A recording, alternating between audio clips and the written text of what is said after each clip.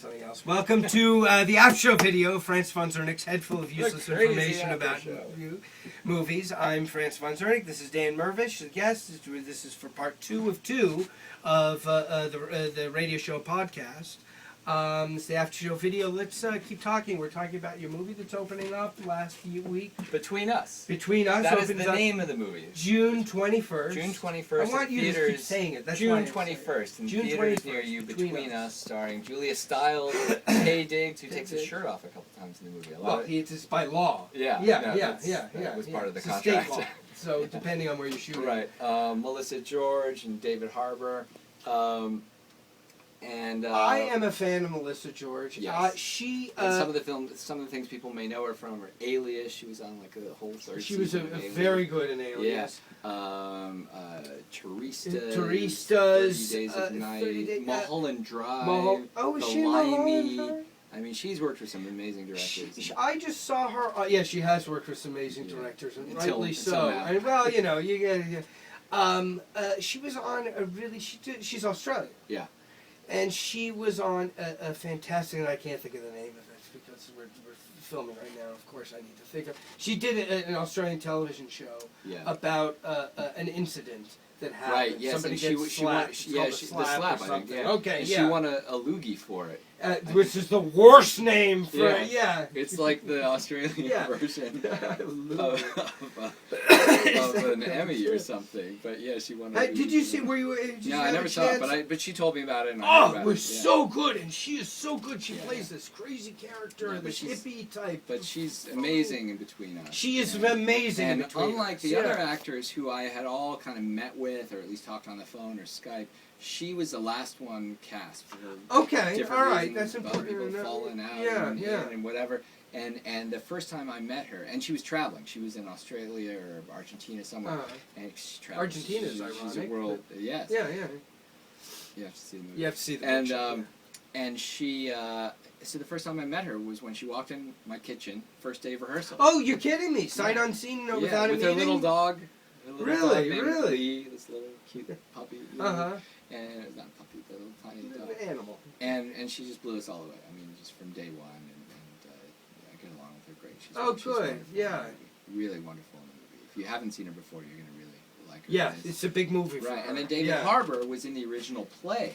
Oh, you know what? When I was watching the movie, I thought that. I don't know why I thought that. He's fantastic. It's a good part for him, really too. Is. It's the newsroom like, he's on. Yeah, he's on the newsroom. A million he's been things. in other things. He was a Tony nominee for Who's Afraid of Virginia Woolf, and he only got that part because he had done Between Us as an off-Broadway play, and then was cast in Virginia Woolf, which a lot of people compared that. So now, there's an interesting story about a broken leg and a ladder. Right. So when that was like Leno. It was. Yeah, it's funny. You know, isn't there a? Sorry, funny you should say that, Frank.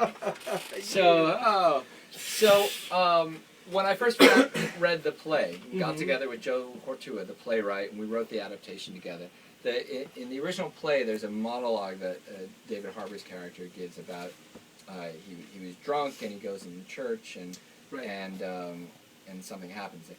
And great snow shot of the but in the play that wasn't there. Because he's just kind of saying this very quickly, and it works in the play because in the play you can't have these boring monologues about locations. It's kind of the opposite of a film. But I thought, for the sake of the character and also to make it more cinematic, I said, why don't we take something that had happened to me, like very recently, before that, about a year before I'd read the play. My wife and I were remodeling our house. I wasn't reaching for a beer, but I was going up in the attic, and I fell off a ladder and snapped my leg off. And my bones shot out, just like that basketball kid did recently, or Joe Theismann. You know? And I lost 40% of my blood. I broke my shoulder at the same time. I was in a wheelchair for about 6 months.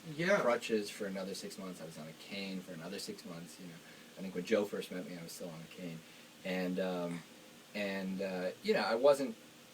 I didn't have a spiritual awakening, small S spiritual awakening, like what you didn't go and baptize all your kids. Yeah, exactly.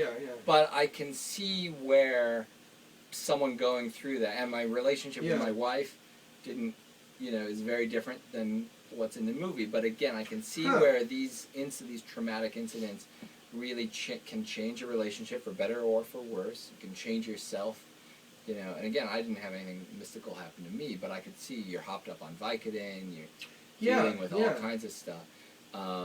That okay, this to me made sense for the character, and Joe liked the idea too. You know? And David ultimately. Oh, so that's not in the. Okay. So that's not in. Really? And then specifically, there's this shot, and this is towards the beginning of the movie. So this isn't a spoiler alert. You know, the aliens at the end. That's the spoiler alert. The spaceship comes in. And the cowboys, but there's a shot where he's in the wheelchair in the snow. So that specifically as a visual image came from when I went to SLAMDANCE, the year I was in the wheelchair, and being in the snow there, and specifically my friends took me on the sled off on top of the mountain, and I thought it's a little tricky in the snow on a wheelchair. There's a reason you don't see wheelchairs in the snow, but visually I thought it's a very interesting visual image, you know, wheelchair in the snow.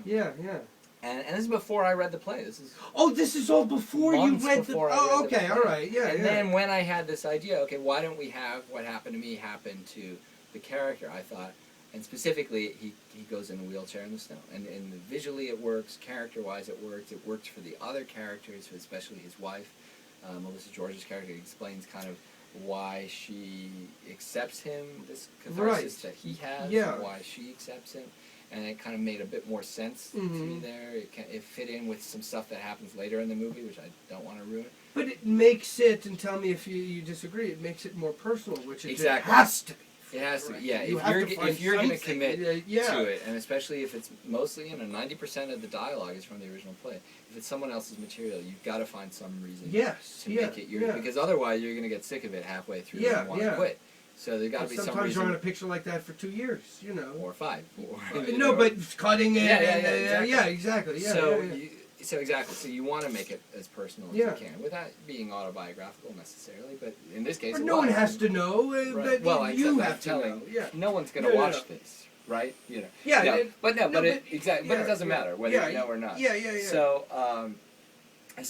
but it made it personal for me. And then during production, what made it even more personal is, we shot most of it in L.A. The snow stuff we shot on top of Mount Pinos. We had to hike for an hour to get up there, carrying 900 pounds of equipment with a wheelchair in the snow. It was like my own Fitzcarraldo. And we survived that, and we got a perfect shot at the top of the mountain. It's a beautiful shot.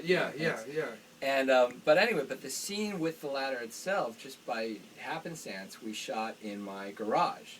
Now, I actually had my own accident in the house, not in the garage, but still, pretty darn close, you know. And having to show David how to fall and how to land. It's a brutal. And then, it was very cathartic for me. Or screwed up, you know, at least. And then in sound, like doing the sound design for it, and like, okay, sounds like this. Wow. Or it doesn't sound like this. What's the sound? How did you we dropped out the dialogue. And there's just music, and then he does this, and we snapped it. And I forget, I think we used like celery or something. I like to know that. But I don't remember. I wish I knew exactly what it was, but I think he did that sound at Skywalker Ranch. Yes, we went to Skywalker for that. Just for that one effect. Yeah, we hired Walter Murch for that one.